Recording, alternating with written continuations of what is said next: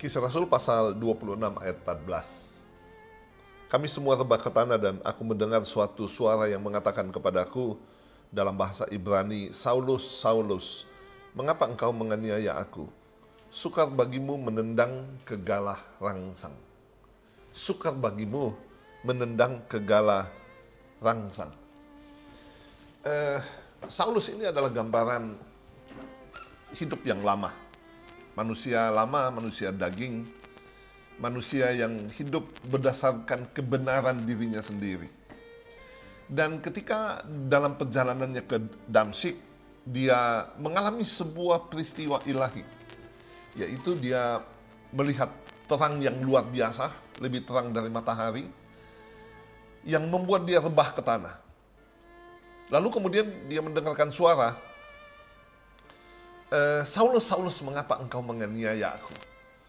Saudara-saudara, Saulus itu adalah sekali lagi gambaran hidup di dalam kebenaran sendiri, yang melakukan apa yang mau dia lakukan berdasarkan kemauan dia, aturan dia, rule dia. Ya, apa yang dia anggap baik itu yang dia lakukan. Pada waktu itu Saulus menganggap dia sudah menjalankan kehidupan agama dengan benar. Mencari orang percaya, menganiayanya, melemparkannya ke dalam penjara, bahkan juga banyak orang Kristen yang dibunuh. Tetapi kemudian ketika dia bertemu dengan Tuhan, ada sesuatu yang berubah. Waktu firman itu datang kepada dia dan mengatakan, sukar bagimu menendang ke galah rangsang. Apa yang dimaksud dengan galah rangsang? Ada yang pendapat mengatakan begini, pada waktu itu jika seorang gembala sapi, dan ketika dia berjalan dengan iringan-iringan sapi itu, seringkali ada sapi yang mogok jalan, ditarik, dipukul, dia tidak akan jalan. Nah, untuk mengakalinya, seorang gembala itu mempunyai sebuah tongkat, di ujungnya ada kaitan. Kaitan itu yang akan ditancapkan ke belakangnya lembu itu, dan otomatis lembu itu karena kesakitan dia bukan jalan, dia melompat. Galah rangsang itu memaksa si lembu ini untuk berjalan. Tuhan bilang kepada Saulus, engkau tidak dapat menendang ke galah rangsang. Kalau selama ini Saulus itu seperti sapi, yang dia mau jalan, dia jalan, dia mau berhenti, dia berhenti, tetapi ada satu tangan, ada satu tangan yang lebih kuat daripada kehendak dia, yaitu tangan Tuhan. Tangan Tuhan. Saudara-saudara, yang membuat Saulus itu tiba-tiba berubah. Ya, dari Saulus kemudian Tuhan rubah dia menjadi Paulus. Bapak Ibu Saudara, Tuhan tidak pernah merencanakan kita untuk berjalan berdasarkan kemauan kita sendiri. Tetapi Tuhan mau kita berjalan berdasarkan keinginan Tuhan, yaitu di dalam Alkitab. Yang Tuhan cari adalah orang-orang yang mau hidup di dalam ketaatan kepada firman.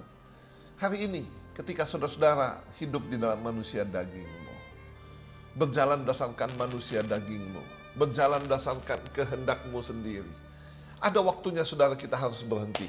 Ada waktunya kita mau taat kepada Tuhan untuk melakukan kehendak Tuhan dalam hidup kita. Sebab sukar bagi kita untuk melawan Tuhan. Tidak mungkin. Kita tidak akan menang. Saya hidup dari latar belakang yang tidak baik. Saya hidup di pub, di night club. Saya hidup di dalam dosa setiap hari. Tetapi tahun 92, Tuhan itu merubah hidup saya. Ya, Tuhan yang saudara dan saya sembah adalah Tuhan yang sanggup merubah kehidupan kita. Ketika saya datang kepada Dia, saya percaya kepada Dia. Saya mau mentaati Dia. Saya meninggalkan hidup saya yang lama. Dan Dia memperbaiki kehidupan saya sampai hari ini. Dari hari ke sehari, Dia memperbaiki kehidupan saya.